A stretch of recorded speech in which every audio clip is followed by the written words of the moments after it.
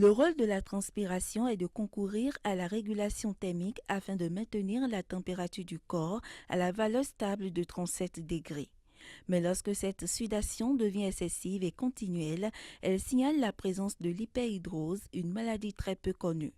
Localisée généralement dans la paume des mains, la plante des pieds, hyperhidrose palmoplantaire, ou au niveau des aisselles, hyperhidrose axillaire, cette maladie peut être primitive ou secondaire à d'autres affections. On a constaté au niveau palmaire que c'est beaucoup plus également génétique.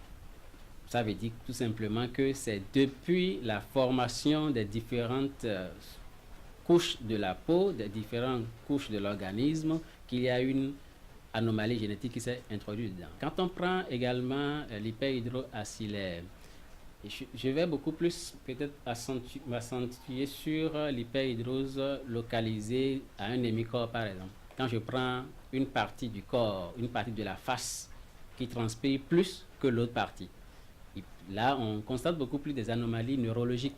La production excessive de la sueur a aussi une explication métaphysique.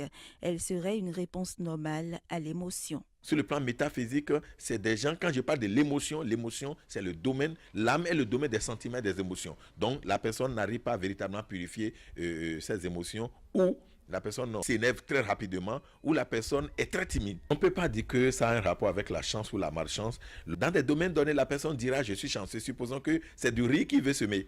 Il dira je suis chanceux parce qu'il y a trop d'eau. Mais lorsqu'il veut semer peut-être du maïs, il dira je suis malchanceux. Donc on va retrouver tout dans sa vie, entre chance et malchance, les deux sont là. Lorsque l'hypersudation est passagère, elle ne doit inquiéter. Cependant, quand elle se prolonge dans le temps, jusqu'à 6 mois par exemple, elle devient chronique et nécessite de consulter un médecin.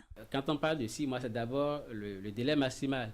Sinon, déjà, quand on n'a pas l'habitude d'avoir une hypersudation, et subitement, on voit surtout que la nuit, on transpire trop, et qu'on a d'autres symptômes, comme je disais. Si ce n'est que l'hypersudation, c'est pas on peut aller beaucoup plus en avant dans la durée, mais quand c'est ponctuel et subitement, en moins d'un mois déjà, on voit que tous les soirs, je transpire, ou pendant une partie de la journée, je transpire plus, oui. Le traitement de l'hyperhidrose dépend de l'ampleur du problème, mais dans les cas plus graves, les dermatologues soumettent le patient à un traitement d'ionophorèse.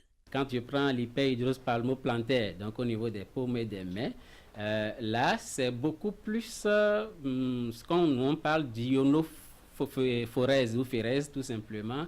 C'est un dispositif médical qui utilise le courant électrique avec un bac à eau où l'intensité du courant est libérée de façon progressive. Le dispositif est là, donc on soumet le patient à ça, il met les pieds et les mains dedans, et il y a un certain nombre de séances qu'il faut faire à répéter et en entretien, et là ça soulage surtout les patients. Du point de vue social, la sudation excessive est un problème esthétique et gênant. L'hyperhidrose plantaire favorise ainsi la prolifération bactérienne et accélère la détérioration des chaussures. Au niveau des mains, la personne redoute même de saluer ou de toucher des papiers.